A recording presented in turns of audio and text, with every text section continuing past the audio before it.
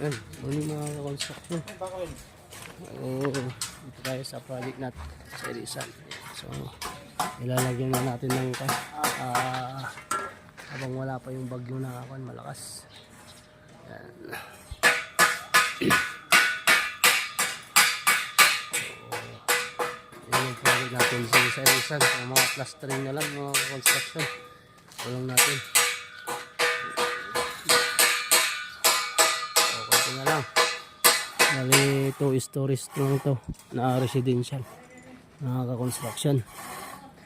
So kailangan natin, marami pang dito lilinisin. Kailangan natin linisin pa.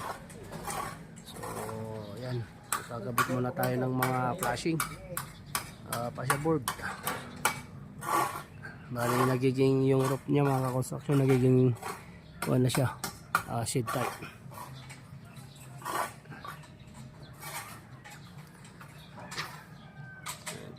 Kunting kuwan na lang. So ang target natin dito is December. Target natin. So marami pang mga gagawin. Plastering na lang mga construction. So bali ang ginamit natin dito construction yung flooring natin is steady. So mga ceiling dito. Plastering. So mga plastering ito na lang yung na ililiyak. So kulang pa. Kailangan pa rin lahat yung hanggang dito mga construction. So inaapura natin yung kanyang bubong mga construction sa darating kasi yung bagyong uwang. Kailangan natin isakripisyo na magiging maayos yung bubong section. Sana hanggang sa kanto. May red oxide dyan? Red oxide? Sige, papalak. Sige, ano mapinturahan? Santo grass. Sige. Tagpalak i-shop. Yan mga construction. So kailangan pa natin na primer ng mga bakal niya bago natin bubuwang kasi mahirap nang magbubong pag hindi natin na primeran yung niya. So yan. So balik sakto dito yung terrace niya. Yan. Yung parking niya. So yan. Lapit-lapit na. So isang buwan na trabaho to. Isa't kalahati trabaho yung finishing niya bago tayo mag tiles. Yan mga ka-construction.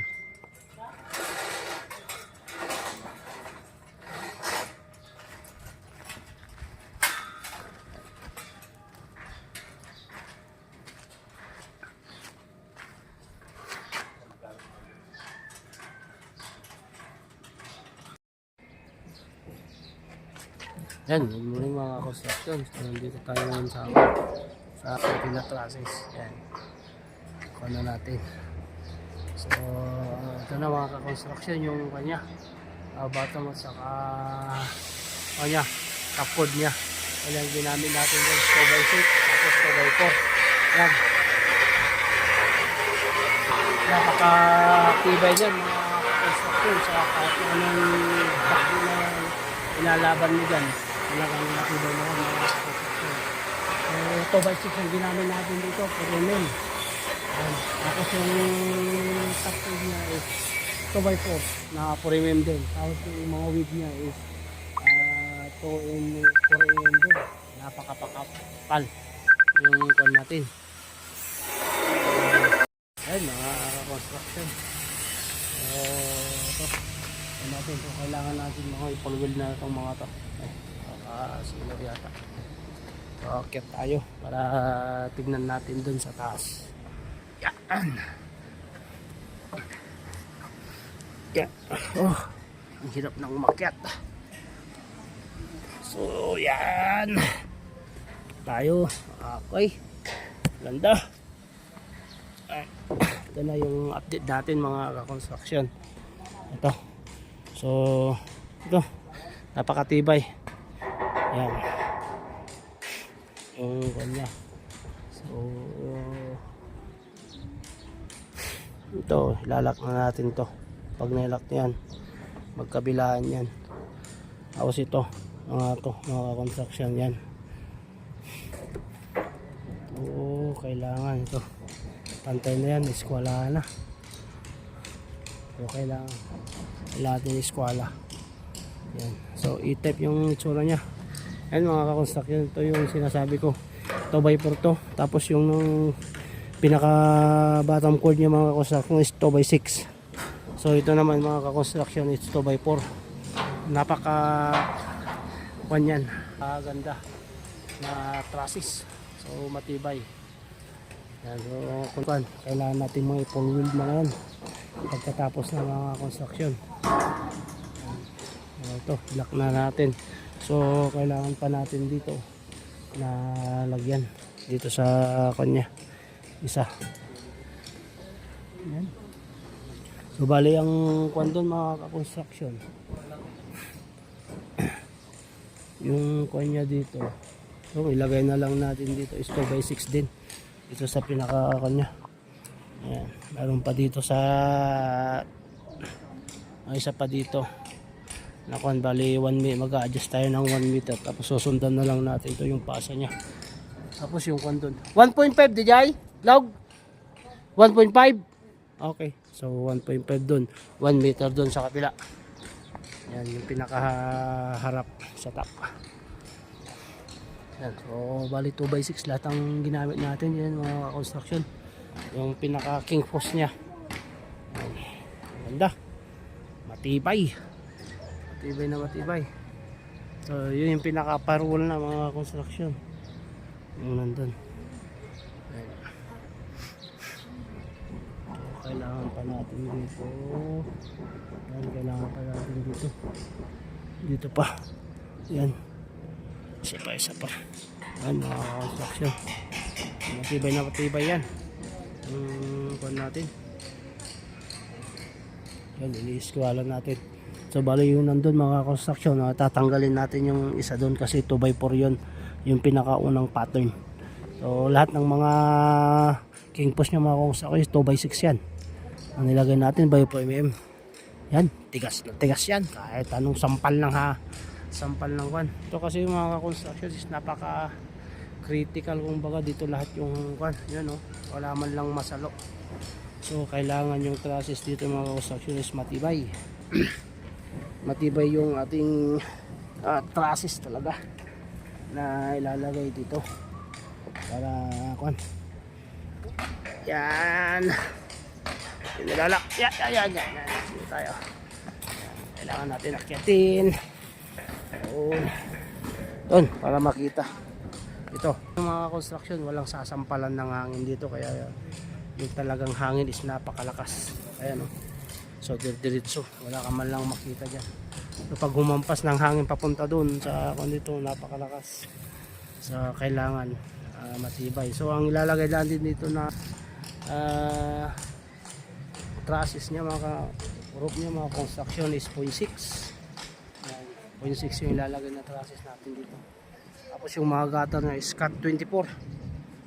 So medyo malaki-laki ito. Yung gutter na ito, stainless ka na eh. Kaya na ba 36? Taklunay. 24 lang. Kaya na. So ikanta lang ka natin talo nga down spot na niya. Stainless ka no? Well, siguro mga 0.6 mo na stainless na matibay. Wala na mga construction, so ito na lang yung kulang.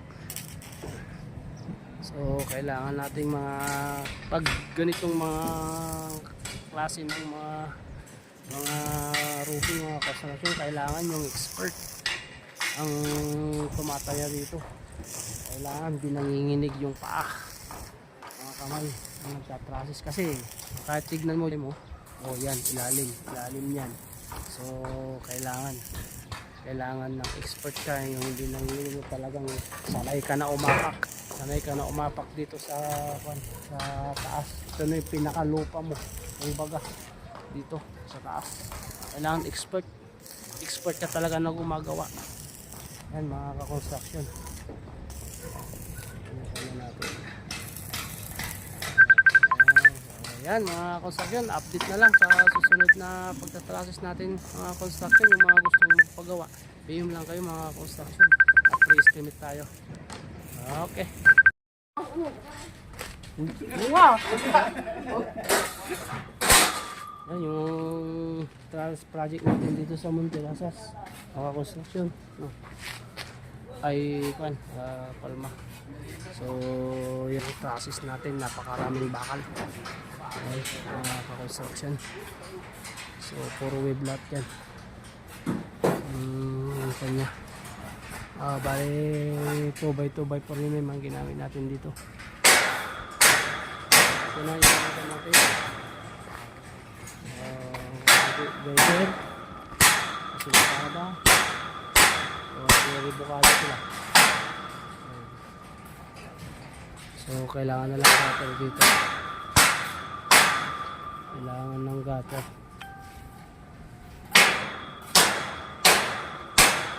Isa, dua.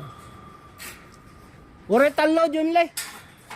Talo. Wali pakasti mo kami di ba man dito baba amin. Pagnan na. Toy. Uy, magnad to baba. Uy.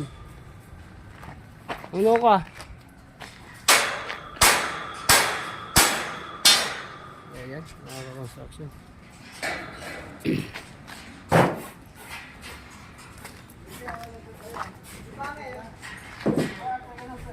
Jai, kasi mo lang ah.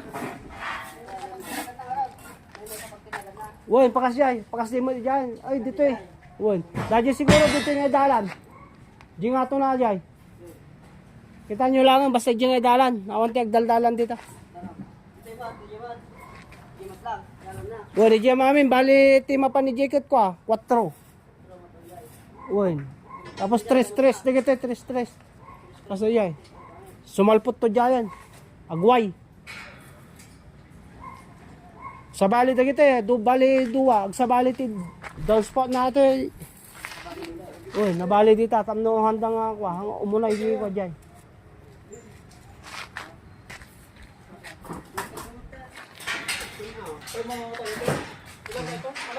Yan yung mga construction.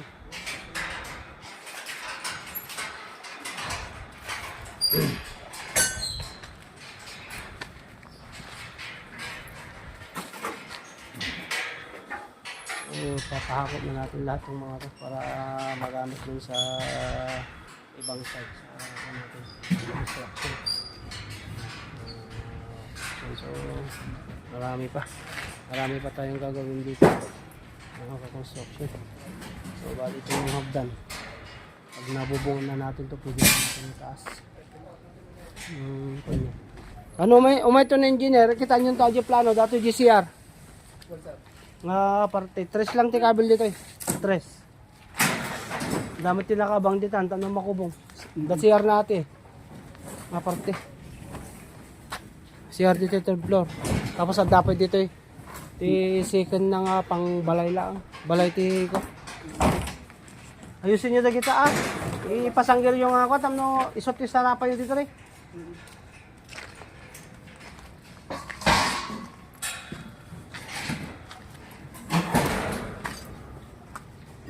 Dito, wampay nagtisali ko.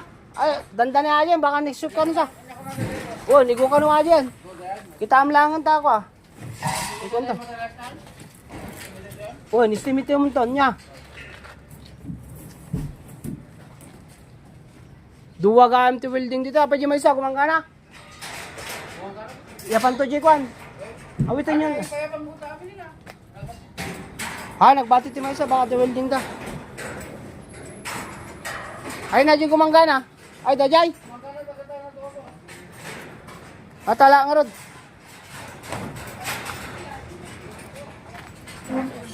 Yan, update lang sa project namin dito sa Palma mga construction. So pumunta muna ako sa Monterasas. Sa project natin doon. Yan.